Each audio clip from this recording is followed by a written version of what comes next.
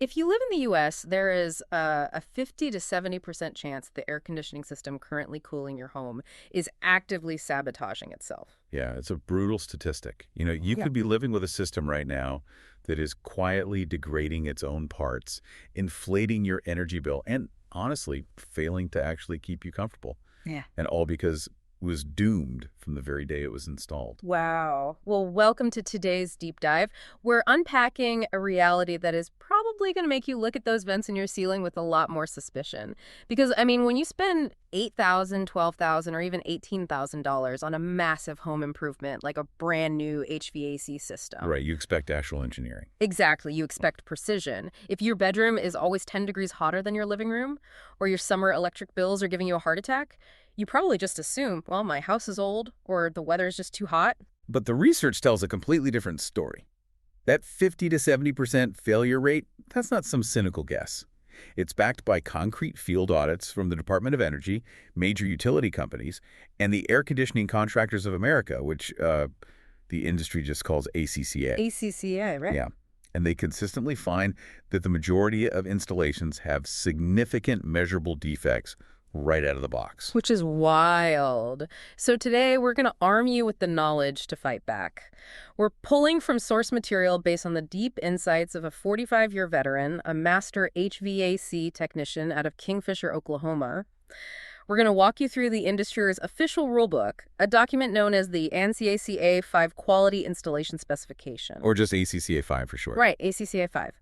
We'll break down the 4 pillars of a quality installation, explain the underlying physics of why they matter to how your house actually feels, and give you the exact questions you need to ask a contractor so you aren't getting scammed.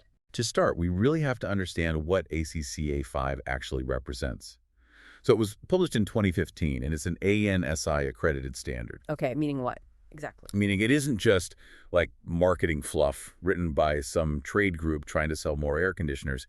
It went through a rigorous, formal, peer-reviewed process by actual engineers and scientists. It's the closest thing this industry has to a universal, strict rule book for how to properly design and install a system. But, reading through our notes, something wild jumped out at me about this standard. ACCA 5 is not the premium white glove gold standard of installation. It's the floor. Right. It defines the absolute bare minimum requirements for a system to just function properly. Which is a vital distinction. It's the baseline required just to ensure the machinery doesn't destroy itself prematurely. Okay, but let me play devil's advocate here on behalf of the listener. If I hire a contractor who has been installing AC units in my specific neighborhood for 30 years, I mean, doesn't his intuition count for something? Why does he need a massive, peer-reviewed engineering rulebook if he already knows exactly how the houses on my block were built? Because intuition completely falls apart when you factor in modern variables. I mean, 30 years ago, houses were incredibly leaky. Oh. They had terrible insulation, single-pane windows, air drafted everywhere. You could just throw a massive metal box in the backyard and brute force the house into being cold. Right, just overpower it. Exactly. Yeah. But today, you might have replaced your windows or added attic insulation or sealed up the weather stripping. The thermal dynamics of your specific home are entirely unique now. Intuition can't calculate how much heat a specific brand of low emissivity glass reflects at 3 in the afternoon. Only math can do that. And that perfectly sets up what we need to talk about first. Because if you can't guess, you have to calculate. So Pillar 1 of the ACCA 5 specification is the load calculation, often called a manual J. What is actually happening in this step? The manual J is the foundational math that must happen before a contractor even thinks about quoting you a price or picking out a piece of equipment. Okay. It's an incredibly detailed calculation of your home's total heat gain in the summer and, heat loss in the winter. It goes vastly beyond just looking at the square footage of your floor plan. Right, because our sources highlight that contractors trying to get in and out quickly will just ask for your square footage, divide by some arbitrary number, and say, okay, you need a 3-ton unit. Why is that so dangerous? Because square footage doesn't tell you how the house interacts with the environment. A proper manual J calculation factors in your ceiling heights, the specific R value of the insulation inside your walls, the total surface area of your windows. Wow, okay. And critically, the orientation of your home to the sun. Break that last one down for me. How much does the sun orientation really change the math? Oh, dramatically. Think about a living room with a massive west-facing bay window. At 4 o'clock in the afternoon in the middle of July, that window isn't just a pane of glass. It is acting like a giant magnifying glass, pumping pure solar radiation into that specific room. Okay, yeah, that makes sense. Right. Now, a room with the exact same square footage on the north, shaded side of the house, might require only a third of the cooling capacity. So if you just use square footage, the west room will be a sauna, and the north room will be a meat locker. So the math gives you the exact cooling load required for the house, but the source material warns about contractors who skip this and assume that bigger is safer. They figure, why risk the house being warm? Let's just put the biggest unit possible outside. My instinct is, sure, more power means it cools the house faster. Why is oversizing an HVAC unit actually bad for comfort? Well, this is where we have to talk about the physics of what the industry calls short cycling. Short cycling. Yeah. An air conditioner actually has two distinct jobs. Job 1 is lowering the air temperature. Job 2, which is arguably more important for human comfort, is removing humidity from the air. Okay, lowering temperature and removing humidity. Got it. Right. And removing humidity takes time. The air in your home has to slowly and repeatedly circulate over the freezing cold indoor evaporator coils to wring out the moisture. It's much like condensation forming on a cold glass of water. Yeah, that makes sense. Now, if you have a massively oversized unit, it turns on, blasts a hurricane of freezing air into the house, and drops the temperature of the room to 70 degrees in about, say, 8 minutes. And then the thermostat clicks and shuts the whole system off. So the temperature is low, but I see. Because it only ran for 8 minutes, it didn't have time to wring out the moisture. Exactly. It completely fails to dehumidify the air. The result is a house that feels cold, but incredibly clammy. Huh. Yeah, you're sitting on your couch wrapped in a blanket because you're shivering, but your skin literally feels sticky. That is the worst feeling. I always thought that just meant the AC was broken, not that it was too big. It's almost like if you wanted to dye a white t-shirt perfectly red, you'd soak it slowly in a vat of dye for an hour. But an oversized AC is like trying to dye the shirt by blasting it with a high-pressure fire hose of dye for 3 seconds. The shirt gets hit, but it's a splotchy, uneven mess. That's a fantastic analogy. Yeah. And to make matters worse, that constant stopping and starting, that short cycling, is devastating to the machinery. Really? Oh, absolutely. The most stressful moment for an electrical motor is the second it turns on. If your oversized system is turning on and off 40 times a day instead of running in long, steady cycles, it is destroying its own compressor. This is why ACCA5 is utterly black and white. Without a strict load calculation, the installation is entirely non-compliant. Okay, so a contractor comes in, they do the intense math, and they tell you that your house requires exactly 36,000 BTUs of cooling. Do they just drive to the supply warehouse, grab any box with that number on the side, and install it? Not if they are following Pillar 2, which is equipment selection. Once you have the exact manual J number, you have to carefully match the equipment to fit within a very tight tolerance of that requirement. But it is so much more than just the size of the outdoor unit. What else has to match? Well, everything in the system has to operate in harmony. The specific type of refrigerant, the efficiency ratings, and the capacity of the indoor air handler all have to align perfectly with the outdoor condenser. You can't just mix and match parts. But the biggest hurdle in equipment selection, and the one that ruins so many installations, is the existing ductwork. Yes, the source material had a huge red flag regarding ductwork. Explain why a homeowner can't just buy the absolute highest efficiency, top-tier AC unit on the market and attach it to the ductwork that was put in their house in 1985. Because of airflow capacity. Let's say you buy a brand new, highly efficient, multi-stage air handler. That machine is designed to move a very specific volume of air to achieve its efficiency ratings. But if your old 1985 ductwork is too narrow or has too many sharp turns, it literally cannot physically accommodate that volume of air. It's a bottleneck. It would be like trying to run a marathon while breathing exclusively through a tiny plastic coffee stirrer. You might have the strongest lungs on Earth, but you're going to pass out because the delivery system can't handle the volume you need. Precisely. The equipment chosen must account for the actual capacity of your existing distribution channels. If you hook a powerful new blower motor up to restrictive ducts, the motor spends its entire life straining against that static pressure. And that damages it. Oh, definitely. It burns excessive electricity, it becomes incredibly loud like a jet engine in your hallway, and the motor will likely burn out years before it should. Which means your massive investment in a high-efficiency unit was completely wasted because the delivery system choked it. And that bridges us right into Pillar 3, which is system design. This is where we leave the mechanical equipment and look at how the air actually travels through the house. Yes. System design covers the ductwork, the supply registers blowing air into the rooms, and the return air paths pulling air back to the machine. And the golden rule here is that an HVAC system is a closed loop. It can only blow out as much air as it takes in. Now, this is a part of the source material that absolutely blew my mind. When we think of air conditioning, we usually only think about the supply vents, the cold air blowing on our faces. But the notes stress that the air going back into the system, the return air, is one of the most chronically overlooked disasters in residential HVAC. Why does the return air matter so much? Because if a system cannot pull in enough air, it creates a massive physics problem called negative pressure. Break that down for me. How does a house get negative pressure? Well, let's say your new AC unit is designed to push 1,200 cubic feet of air per minute out of the supply vents. But your contractor didn't properly size your return grill in the hallway. It's too small, and it can only allow 800 cubic feet of air per minute to be sucked back into the machine. So you're trying to push out 1,200, but only pulling in 800. You're missing 400 cubic feet of air every single minute. Exactly. And physics dictates that a blower motor will always find a way to get the air it needs. It basically creates a vacuum effect. If it can't get air through the return grill, it will aggressively suck air from anywhere else it can.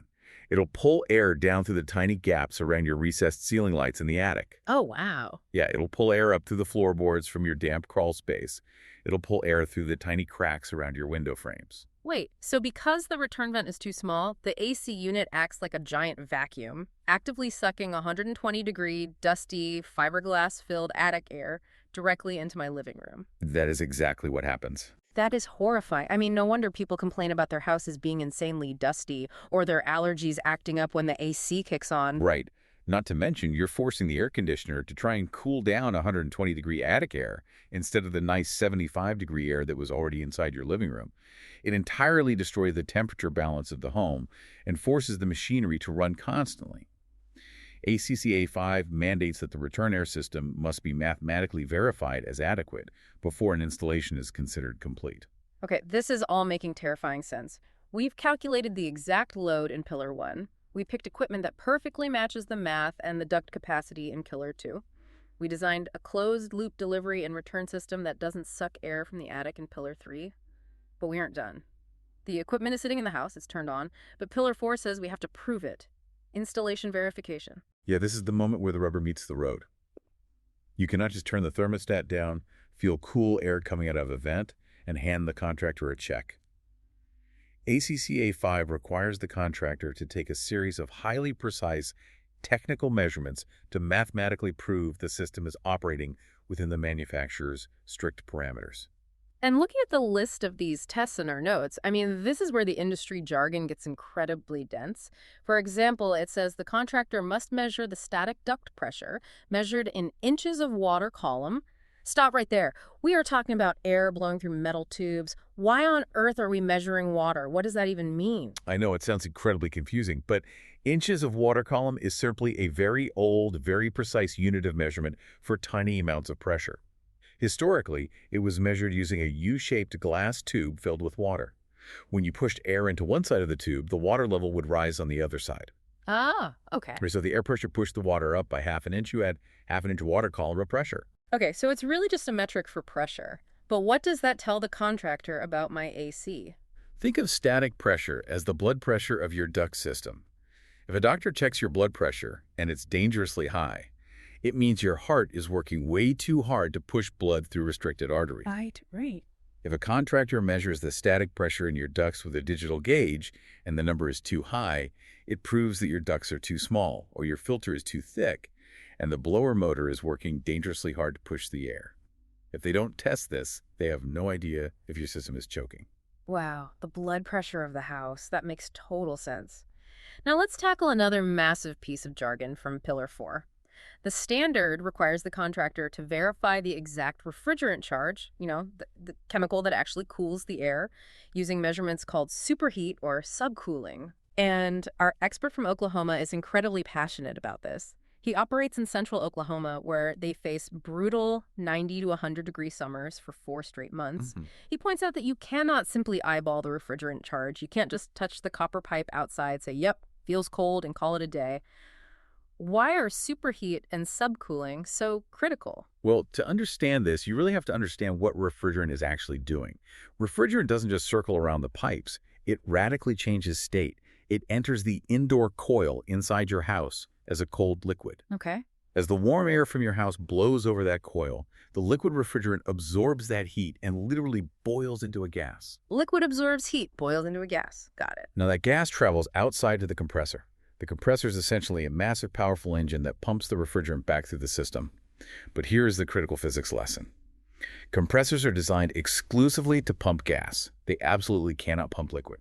Because you can't compress a liquid. It would be like trying to crush a water balloon in a vise. Exactly.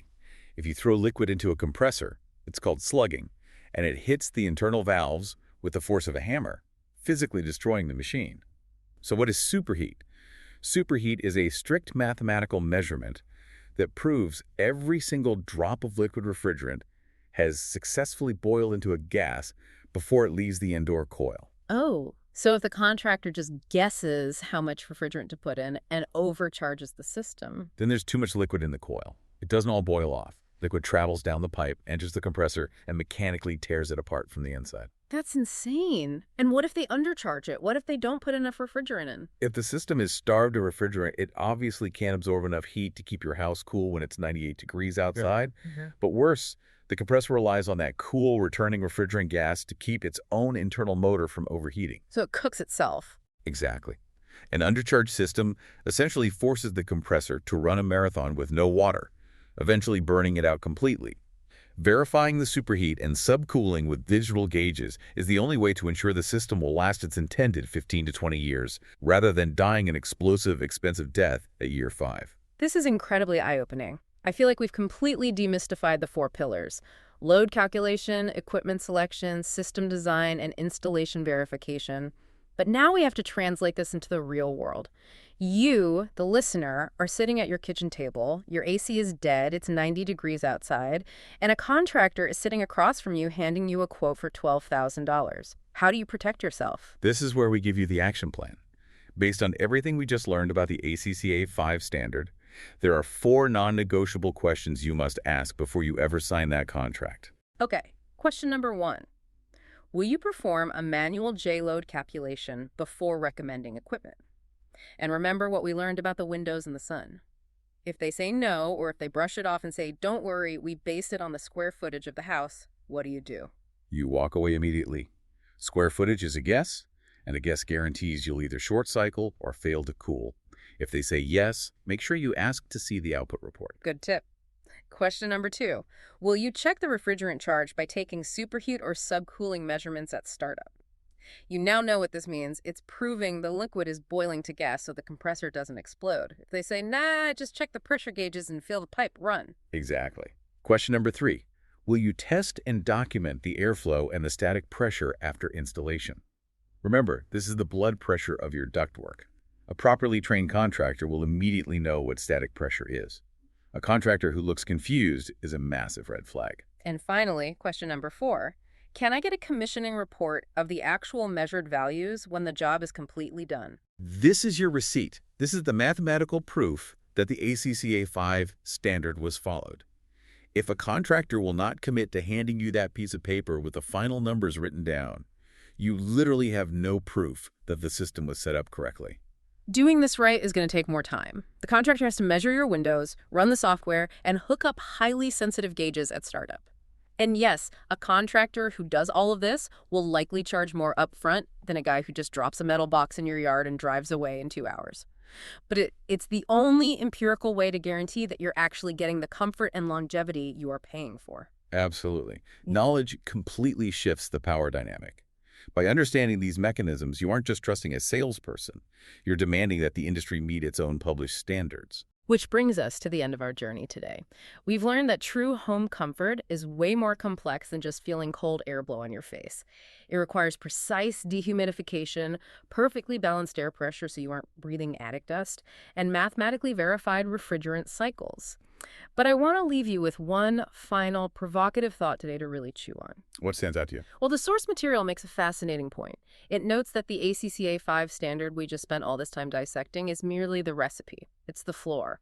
There is actually an entirely separate upcoming standard called ACCA 9, which acts as the taste test, the strict third-party verification protocols to prove ACCA 5 was actually followed. But think about this context. If 50 to 70% of HVAC systems in the U.S. are currently failing to meet even the bare minimum ACCA 5 floor, what does that say about how the trades are regulated, trained, and overseen in this country? It raises massive questions about the total lack of real-world enforcement. Right. And furthermore, if ACCA 5 is just the absolute bare minimum required for the system not to physically destroy itself, what would an actual premium gold standard installation even look like? And frankly, given how much time and money it takes just to do the bare minimum correctly, could the average homeowner even afford a true no compromises gold standard installation? Something for you to mull over the next time you hear your AC kick on. Remember, you deserve that exact same precision you'd expect from an engineer building the structural beams of your house. Don't let the murky waters of the HVAC industry hide a bad installation from you. Thank you so much for joining us on this deep dive, and we'll catch you on the next one.